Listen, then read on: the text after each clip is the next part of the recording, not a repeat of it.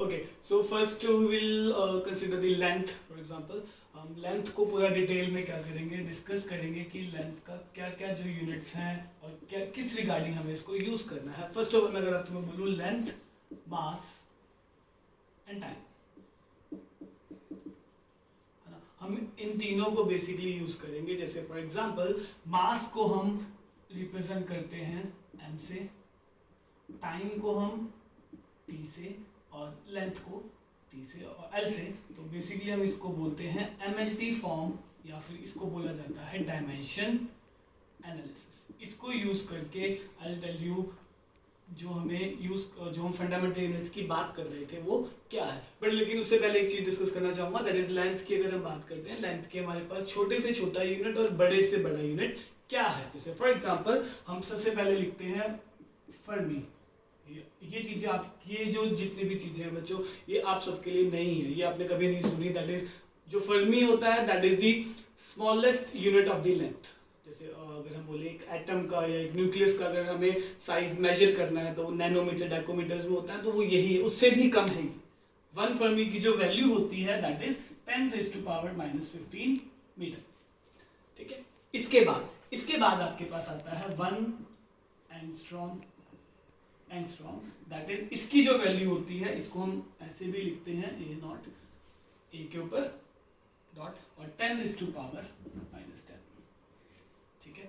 थोड़ा सा इससे बड़ा है ना. उसके बाद आपके पास आता है, अगर थोड़ा हमें, जब ये है फॉर स्मॉलर डिस्टेंसेस, जब बहुत छोटे छोटे हमें लेंथ्स को मेजर करना है. उसके बाद हमने बोला कि यार अगर हमें कोई बड़ी लेंथ को, अगर यहाँ से लेके मुझे सन का डिस्टेंस देखना है या मून का डिस्टेंस देखना है, तो उसके लिए हमारे पास यूनिट्स आते हैं, दैट इज 1 एस्ट्रोनॉमिकल यूनिट. कि यहां से लेके किसी भी प्लेनेट का जो डिस्टेंस है आप देख सकते हैं. जैसे कि इसकी जो वैल्यू होती है 1.496. ये आपकी बुक्स में आपको लिखी मिलेंगी. तो ऐसा नहीं है कि आपको क्रैम करना है, जैसे जैसे आप फिजिक्स पढ़ते जाएंगे आपको धीरे धीरे अपने आप की वैल्यूज जो है बच्चों याद होती जाएंगी. सो इसकी वैल्यू होती है. उसके बाद 1 लाइट ईयर. लाइट को जितना समय लगता है स्पीड ऑफ लाइट से, है ना, 3 × 8 मीटर पर सेकेंड, एक सेकेंड में जो लाइट, वो तो उसकी वेलोसिटी है ना. तो डिस्टेंस कितना ट्रैवल करती है, distance that travel with the speed of that is your 9.46 into 10⁻15 metre. और सबसे जो बड़ा यूनिट है आपके पास वो आता है parsec. 1 parsec. This is the biggest units of the length. इसके बारे में हमने नहीं पढ़ा है 10 तक, तो इसको हम लिखते हैं क्या, 3.08 into 10⁻16 मीटर. तो ये जो बेसिकली है छोटे से छोटी लेंथ को मेजर करने के लिए और बड़े से बड़ी लेंथ को मेजर करने के लिए ये है. बट स्टैंडर्ड यूनिट्स हमें पता ही है क्या है, मीटर मीटर मीटर मीटर. तो मीटर जो है हमें हर जगह पर, हम किसी भी वर्ल्ड में जाएं तो कहीं पर भी जाएं तो हमें मीटर को वैल्यू को यूज करके हम कुछ भी बना सकते हैं. सो ये है हमारे पास लेंथ के लिए. तो लेंथ के लिए सबसे पहले ये जो सिंबल हम बात करें, ये नहीं कि मैं यूनिट की नहीं बात कर रहा, लेंथ को लिखना है ऐसे. जैसे फॉर एग्जांपल डायमेंशन एनालिसिस मुझे क्या कहता है कि किसी भी चीज को आपने MLT की फॉर्म में लिखना है, that is mass, length and time. तो जैसे फॉर एग्जांपल अगर हम छोटा सा एक एग्जांपल लेते हैं, जैसे फॉर एग्जांपल वेलोसिटी का फॉर्मूला आप सबको पता है, that is displacement by time, है ना. तो अगर मैं यहां से पूछूं डिस्प्लेसमेंट, बेसिकली ये क्या है, एक लेंथ को मेजर कर रहे हैं, है ना. तो अगर लेंथ को मेजर कर रहे हैं तो डिस्प्लेसमेंट एक लेंथ है, और लेंथ के लिए हम क्या यूज कर रहे हैं, L. टाइम, सेकंड नहीं, सिर्फ टाइम लिखना है हमें यहाँ, तो L/T. और मैं इसको क्या लिख सकता हूँ, क्या मैं इसे ऐसे लिख सकता हूँ, LT-1, है ना. तो ये बेसिकली क्या है, इसका डायमेंशन एनालिसिस है कि आप इसको मास, लेंथ और टाइम की चीज में कैसे लिख सकते हैं. और यहाँ पर क्योंकि मास है ही नहीं, तो हम इसको ऐसे भी तो लिख सकते हैं m0 LT-1. So this is the dimension analysis of velocity. So हम कुछ और एग्जांपल्स करेंगे ताकि हमें और इसके बारे में पता चले कि और कैसे कैसे हम चीजों को लिख सकते हैं in the form of MLT. या आपको +1 में जनरली आपको इसके रिगार्डिंग आपको जेई में या IIT में एक आधा क्वेश्चन जो है मिल जाता है. ठीक है, कि किसी भी यूनिट का आपको डायमेंशन एनालिसिस पूछा जा सकता है. So keep in your mind कि आपको इन सब चीजों को आपको अपनी बुक्स में बहुत सारी वैल्यूज मिलेंगी, तो फिजिक्स में जितनी भी टर्म्स हैं हम किस सबको याद नहीं कर सकते हैं, तो हमें इसको बनाना सीखना पड़ेगा कि बनाना कैसे है। जैसे चलो लेट्स ट्राई इट, हम अलग और क्वेश्चंस करते हैं।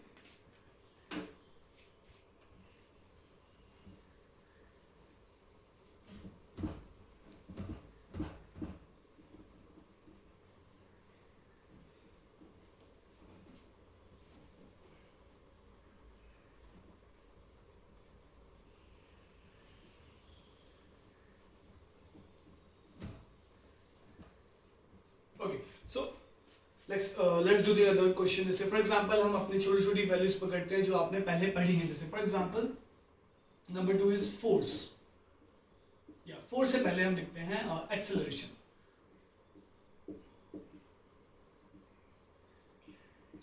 एक्सेलरेशन हम सब ने 9th में पढ़ा है, क्या होता है, that is change in velocity with respect to time, है ना, change in velocity with respect to time. और चेंज इन वेलोसिटी का मतलब है ऊपर तो वेलोसिटी रहेगी, change in time that is change, हम इसे डेल्टा से डिनोट करते हैं। ध्यान रखना बड़ी बड़ी जो चीजें हैं, जो आपको मतलब छोटी छोटी चीजें बेसिकली आपको अब सीखनी है कि चेंज को कैसे लिखते हैं। अब वेलोसिटी का हमने पिछले पार्ट में ही देखा, वेलोसिटी का क्या आया था, lt-1, ये वेलोसिटी का आया था, है ना, जो यूनिट। तो इसको हम ऐसे लिख सकते हैं ना, वेलोसिटी का जो डायमेंशन एनालिसिस आया था वो ये आया था, और टाइम के तो t ही लिखना है ना। तो जब भी t ऊपर जाएगा तो आई थिंक ये कुछ ऐसा होगा, lt-2, है ना। अच्छा, इसको आप एक तरीके और से भी कर सकते हो, जैसे कि अगर मैं आपको बताऊं फॉर एग्जांपल वेलोसिटी के यूनिट्स क्या होते हैं, मीटर पर सेकेंड। आप यूनिट्स की फॉर्म से भी कर सकते हैं। मीटर, मीटर किसकी चीज है, लेंथ को ही इसमें मेजर करते हैं, और सेकेंड किसका है, टाइम। तो इसको आप कैसे लिखोगे, लेंथ पर यूनिट टाइम, तो L/T, है ना। और यहां से भी बनाए एक्सेलरेशन के यूनिट्स क्या होते हैं, मीटर पर सेकेंड स्क्वायर। मीटर के लिए क्या यूज हुआ, लेंथ, और सेकेंड किसका यूनिट है, टाइम का, तो lt-2। आप किसी भी तरीके से जो है इसको बना सकते हैं।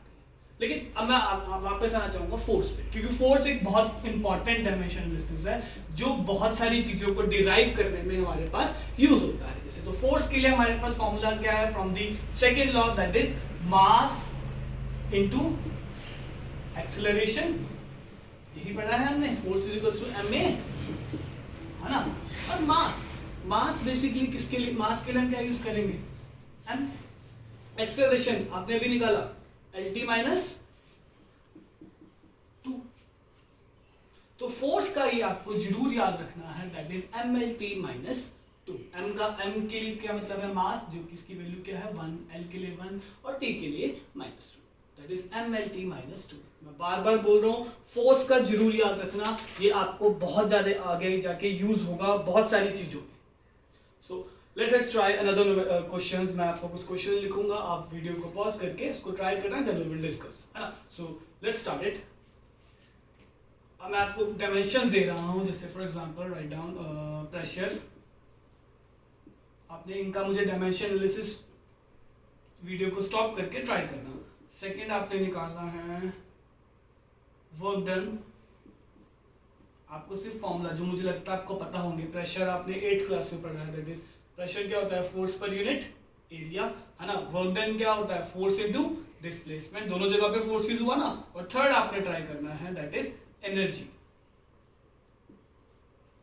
ठीक है। सो ट्राई दीज 3, है ना, उसको हम डिस्कस करेंगे, है ना।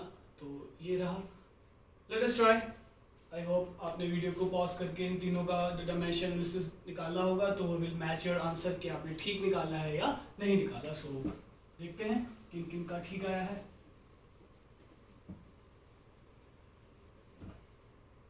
First of all pressure. Pressure हम सबको पता है बच्चों क्या है, फोर्स पर यूनिट एरिया। ये हमने 8th क्लास में पढ़ा है, हो सकता है तुम में से कुछ को मैंने ही पढ़ाया हो, है ना। तो फोर्स का हमने अभी निकाला dimension analysis, mlt-2। And area, अब ध्यान से समझो इस चीज को, एरिया को हम किस में मेजर करेंगे, है ना। एरिया बेसिकली क्या होता है, अगर हम एरिया का फॉर्मूला निकालना चाहें, दैट इज एरिया क्या होता है, किसी भी चीज का लेंथ इनटू ब्रेड्थ। दोनों ही क्या है, लेंथ है ना, लेंथ भी एक लेंथ समझ रहे हो ना, लेंथ मास तो नहीं है ये, तो लेंथ है, तो बेसिकली अगर लेंथ इंटू लेंथ का तो एल ही आएगा, ब्रेड्थ भी तो लेंथ में उसमें मेजर होगी, मीटर में ही तो मेजर होगी। किसी भी अगर हम स्क्वायर फील्ड देखते हैं तो क्या होता है, 2 मीटर लेंथ है ना, और कोई रेक्टेंगल देखते हो 3 मीटर लेंथ 2 मीटर ब्रेड, तो दोनों ही उसमें ही आएंगे ना, एल फॉर्म में आएंगी। तो जब आप इसको सॉल्व करोगे एक एल से एक एल कट गया, ml minus 1 t minus 2। I hope समझ रहे होगे इस चीज को, है ना। सेकेंड आता है आपके पास क्या, वर्क डन। वर्क डन क्या होता है, फोर्स इनटू डिस्प्लेसमेंट। फोर्स का हमने फिर से निकाला mlt माइनस 2, डिस्प्लेसमेंट फिर से, डिस्प्लेसमेंट भी क्या है, एक तरह की लेंथ है ना। डिस्प्लेसमेंट क्या आ रही है, लेंथ आ रही है ना, तो एल आ जाएगा r ml square t minus 2, है ना। थर्ड क्या था, एनर्जी। अब एनर्जी के लिए हमारे पास अच्छा एक चीज और भी है, बहुत से नहीं, 2-3 जो डायमेंशन एनालिसिस है वो डिस्कस करेंगे कि जिनका जो एनालिसिस है वो दोनों का सेम रहेगा, है ना। कि इसका भी ये आ रहा है सर, इसका भी ये आ रहा है, ये कैसे हो सकता है, हो सकता है जब किसी के यूनिट क्या हो बच्चों, सेम हो। जब यूनिट सेम होंगे तो डायमेंशन एनालिसिस भी ऑब्वियसली क्या होगा, सेम होगा।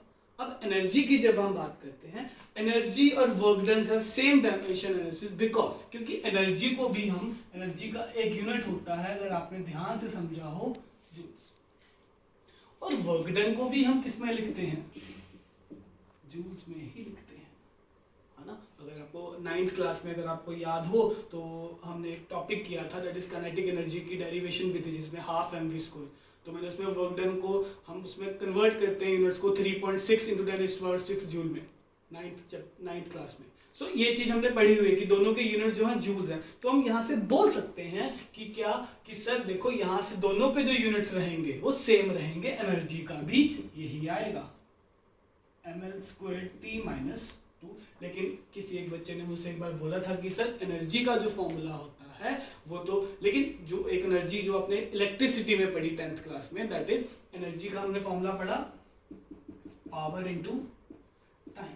ये एनर्जी इलेक्ट्रिकल एनर्जी है, ये हम नॉर्मल एनर्जी की बात कर रहे हैं, है ना। तो ये ध्यान रखना, यहाँ पर हम इलेक्ट्रिकल एनर्जी की बात करें तो पावर एक डायमेंशन आ गया, वो अलग चीज है ना। उसके अगर इलेक्ट्रिकल एनर्जी का पूछेगा तो वो अलग होगा, ठीक है। तो वो भी मैं आगे डिस्कस करूंगा कि इलेक्ट्रिकल एनर्जी का कैसे आएगा, है ना। तो आई होप आपको ये तीनों समझ आए होंगे, और हम इसको और आगे थोड़ा बढ़ाते हैं कि ताकि आपको इस चीज के बारे में पता लगे। जैसे फॉर एग्जांपल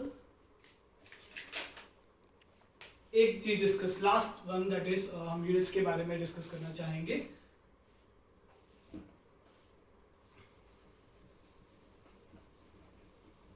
मैं ये लिखे रहने देता हूं ताकि आपको ध्यान रहे।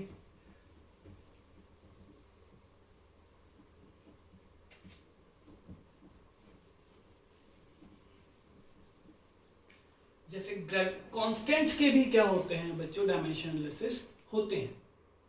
जैसे कि फॉर एग्जांपल अगर आपने ग्रेविटेशन लॉ याद है सबको, G m1 m2 divided by r square. मैंने फोर्स का तो हम निकाल चुके हैं mlt माइनस 2, और हम यहाँ से भी दे सकते हैं, अगर आप यहाँ से निकालना चाहेंगे फोर्स का तब भी यही आएगा, है ना। सो G इंटू, मैंने बोला यहाँ से मुझे G का जो है डायमेंशन एनालिसिस निकाल के बताओ, तो ये कुछ ऐसा सा होगा, है ना।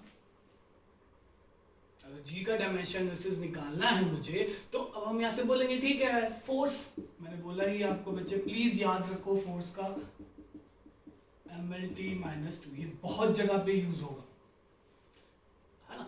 रेडियस, रेडियस भी किसमें मेजर होता है, मीटर्स में होता है, और मीटर्स के लिए हम क्या यूज कर रहे हैं, लेंथ, है ना।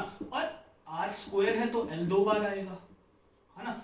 m1 एंड m2 ये क्या है, मास ऑफ द बॉडीज होते हैं, मास ऑफ द बॉडीज के लिए किलोग्राम्स, और किलोग्राम के लिए क्या है, मास m, तो that is m into m। तो बेसिकली एक m से एक m कैंसिल आउट हो जाएगा, और यहाँ पे बनेगा क्या, m l cube and t minus 2। एक जस्ट वेरीफाई दिस, हाँ ये आएगा m माइनस, ये वाला ऊपर जाएगा ना, तो it will be m minus 1 l3t minus 2। तो आपको किसी भी एग्जाम में कोई भी डायमेंशन एनालिसिस पूछ सकता है कि भैया इसका मुझे ये निकाल के बता दो, डायमेंशन एनालिसिस हो सकता है, आपको ऑप्शन भी दे दे। पॉज कर दे।